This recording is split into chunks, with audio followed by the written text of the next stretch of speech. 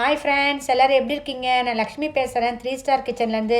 இன்றைக்கி நம்ம சுலபமான முறையில் இடியாப்பமும் அதுக்கு சைட் டிஷ்ஷாக தக்காளி குருமாவும் எப்படி செய்யலான்றதை வாங்க வீடியோக்குள்ளே போய் பார்க்கலாம். இந்த இடியாப்பம் செய்கிறதுக்கு நான் பாருங்கள் மத்தியானம் வடித்த சாதம் வச்சுருக்கேன். இந்த சாதத்தில் தான் நம்ம இன்றைக்கி இடியாப்பம் செய்ய போகிறோம். இந்த சாதத்தை மிக்சியில் போட்டுக்கலாம். நான் 1 கப் சாதம் எடுத்திருக்கேன். மிக்சியில் போட்டு நல்லா தண்ணி ஊற்றாமல் நல்லா நைஸாக அரைச்சிக்குங்க.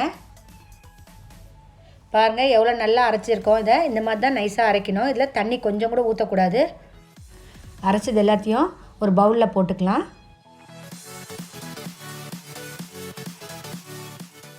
அரைச்ச சாதத்தெல்லாம் பவுலில் போட்டாச்சு. இப்போ பாருங்கள் நான் 1/2 ஸ்பூன் உப்பு சேர்க்குறேன். உங்களுக்கு எவ்வளோ உப்பு தேவையோ அவ்வளோ நீங்கள் சேர்த்துக்குங்க. பாருங்கள் எவ்வளோ நைஸாக அரைச்சிருக்கேன் மாவை. இதை நல்லா கலந்து கொடுத்துடலாம். இந்த சாதத்தோடு அந்த உப்பெல்லாம் நல்லா கலக்கட்டும். இப்போ இதில் நான் அரிசி மாவு சேர்க்குறேன். இந்த அரிசி மாவு வந்து கடை மாவு தான்.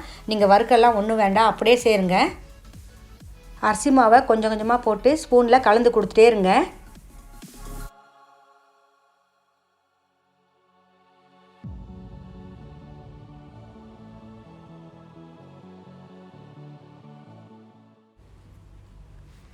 அரிசி மாவை கொஞ்சம் கொஞ்சமாக போடுங்க. ஃபுல்லாக முதல்ல போட்டுறாதீங்க, ஏன்னா அப்போ தான் நமக்கு எவ்வளோ மாவு இழுக்குதுன்னு நமக்கு தெரியும்.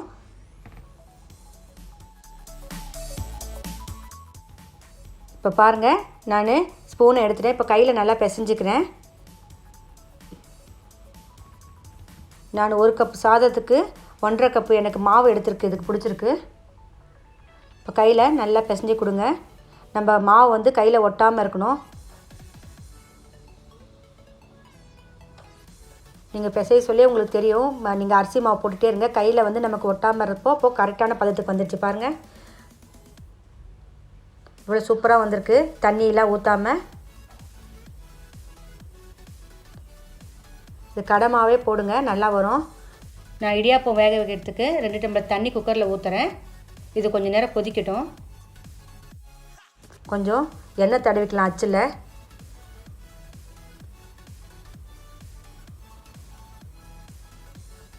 மாவை நான் எடுத்து போட்டுக்கிறேன் இடியாப்பம் அச்சில். இது இப்போ நம்ம இடியாப்பம் பிழிஞ்சிக்கலாம். உங்களுக்கு பிழியறதுக்கும் அவ்வளோ ஈஸியாக இருக்கும். நான் காட்டுறேன் பாருங்கள். முதல்ல நம்ம இடியாப்பத்தட்டில் கொஞ்சம் எண்ணெய் தடவிக்கலாம், கொஞ்சோண்டு தான். பாருங்கள் பிழியறதுக்கு எவ்வளோ ஈஸியாக வருதுன்னு.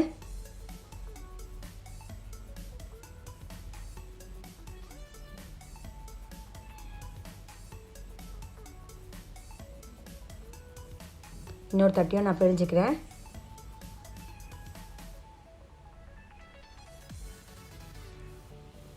இந்த மாவு பாருங்கள், உங்களுக்கு வறுக்க வேண்டாம், நமக்கு தண்ணி கொதிக்க வைக்க வேண்டாம், மாவு வேக வைக்க வேண்டாம். எவ்வளோ ஈஸியாக முடியுது பாருங்கள் இந்த இடியாப்பம் செய்கிறதுக்கு. பிழிஞ்சிட்டேன் 2வது தட்டம். இதே மாதிரி நான் இன்னும் 2 தட்டம் பிழிஞ்சிக்கிறேன் தட்டில். இப்போ நம்ம எல்லா இடியாப்பத்தையும் பிழிஞ்சாச்சு. இப்போ நம்ம இதை குக்கரில் வச்சிடலாம். தண்ணி நல்லா கொதிக்குது பாருங்கள். இப்போ நம்ம இந்த இடியாப்பத்தை நம்ம வச்சிடலாம். இதை மூடிட்டு விசில் வைக்க வேண்டாம். மேலே விசில் வைக்காமல் ஒரு 5 நிமிஷம் வெந்தால் போதும். பாருங்கள் நல்லா வெந்துடுச்சு 5 நிமிஷத்தில்.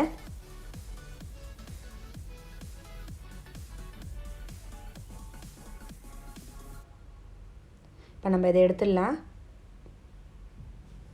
பாருங்கள் இடியாப்பம் எவ்வளோ நல்லா சூப்பராக ரெடியாக இருக்குன்னு. நல்லா வெந்திருக்கு, உடையாமல் எவ்வளோ நல்லா வந்திருக்கு. எவ்வளோ சுலபமான முறையில் நான் உங்களுக்கு மீந்த சாதத்தை வச்சு நம்ம இடியாப்பம் பண்ணலான்னு செஞ்சு காட்டியிருக்கேன். இப்போ தக்காளி குருமா செய்கிறதுக்கு நமக்கு தேவையான பொருட்கள் பார்த்துடலாம். 4 பல் பூண்டு, 1 துண்டு இஞ்சி, 4 பச்சை மிளகா, 2 வெங்காயம், 4 தக்காளி, கொஞ்சம் கருவேப்பிலை, கொஞ்சம் கொத்தமல்லி, ஒரு 10 முந்திரி, ஒரு அரை முடி தேங்காய், உப்பு தேவையான அளவு, மஞ்சத்தூள். இப்போ மிக்சியில் முந்திரியும் தேங்காவை போட்டு அரைச்சிட்டு வந்துடலாம். இப்போ நான் ஒரு கடாய் வச்சுட்டேன். அதில் கொஞ்சம் எண்ணெய் ஊற்றுறேன். உங்களுக்கு தேவையான அளவு நீங்கள் எண்ணெய் ஊற்றிக்கங்க. 2 பட்டை துண்டு போட்டிருக்கேன். ஒரு ஸ்டார் காய் போட்டிருக்கேன்.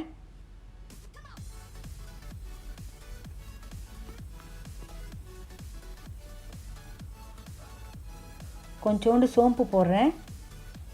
இந்த குருமாக்கு நல்லா வாசனையாக இருக்கும். இப்போ இதில் நான் வெங்காயத்தை எவ்வளோ நல்லா மெலிசாக கட் பண்ணியிருக்கேன் பாருங்கள், அதையும் இந்த கடாயில் போட்டுடுறேன். கொஞ்சம் வதக்கி கொடுத்துடலாம்.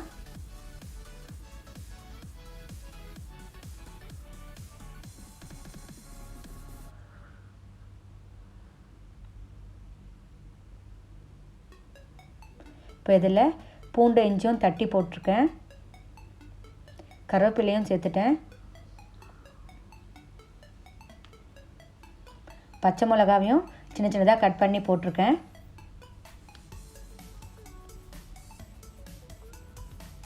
இப்போ இதை நல்லா வதக்கிடலாம் ஒரு வாட்டி. தக்காளியை சின்னதாக கட் பண்ணி இதில் சேர்த்துடலாம். பாருங்கள், இதுக்கு காரம் வந்து நம்ம பச்சை மிளகா போட்டோமே அதுதான். மிளகாத்தூளும் தனியாத்தூளும் இதில் சேர்க்க போகிறது கிடையாது. தக்காளியை போட்டோடனே வதக்கி கொடுத்துடலாம்.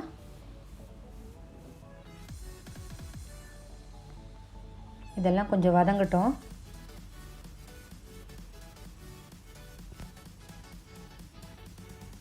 இப்போ இதில் மஞ்சத்தூள் சேர்த்துக்கிறேன் நான் 1 ஸ்பூனு.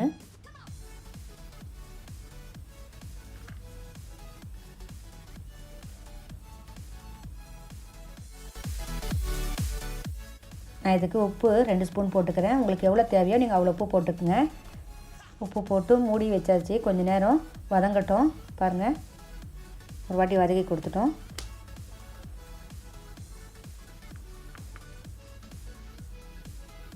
கொஞ்சம் தண்ணி ஊற்றிக்குங்க இந்த வெங்காயம் தக்காளி கொஞ்சம் வேகிறதுக்கு.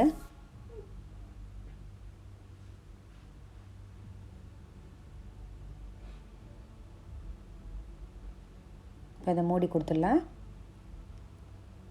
இப்போ இதை நல்லா வதங்கிடுச்சு.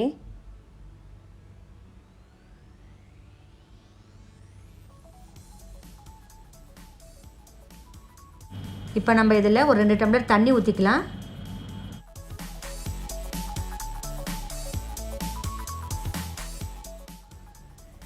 பாருங்கள், அரைச்ச விழுதை இதில் சேர்த்துக்கலாம். நல்லா நைஸாக அரைச்சிக்குங்க முந்திரியும் தேங்காவையும்.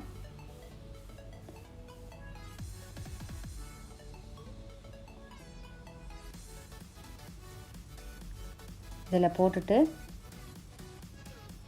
நம்ம நல்லா கலந்து கொடுத்துடலாம்.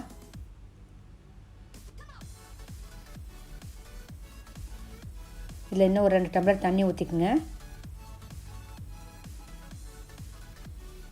இது ரொம்ப தண்ணியாகவும் இருக்கக்கூடாது, கொஞ்சம் கட்டியாக இருக்கணும் அந்த குருமா. அப்போ தான் இடியாப்பம் தொட்டு சாப்பிட்றதுக்கு நல்லாயிருக்கும். இதை மூடி வச்சிடலாம். பாருங்கள், குருமா நல்லா வெந்துடுச்சு.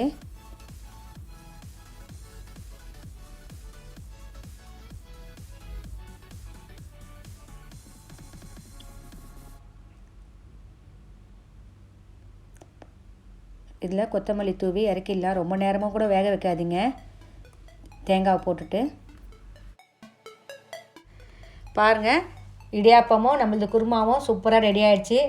எவ்வளோ சாஃப்டாக இருக்குது பாருங்கள் இடியாப்பம். இதை நீங்கள் கண்டிப்பாக உங்கள் வீட்டில் செஞ்சு பாருங்கள், டேஸ்ட் பண்ணுங்கள். என்னுடைய இந்த வீடியோ பிடிச்சிருந்தா லைக் பண்ணுங்கள், உங்கள் ஃப்ரெண்ட்ஸுக்கெல்லாம் ஷேர் பண்ணுங்கள். என்னுடைய சேனலை ஃபஸ்ட் டைம் பார்க்குறவங்களா இருந்தால் சப்ஸ்கிரைப் பண்ணுங்கள். பக்கத்தில் இருக்க பெல் பட்டனையும் கிளிக் பண்ணுங்கள். என்னுடைய வீடியோ பார்த்ததுக்கு தேங்க்யூ.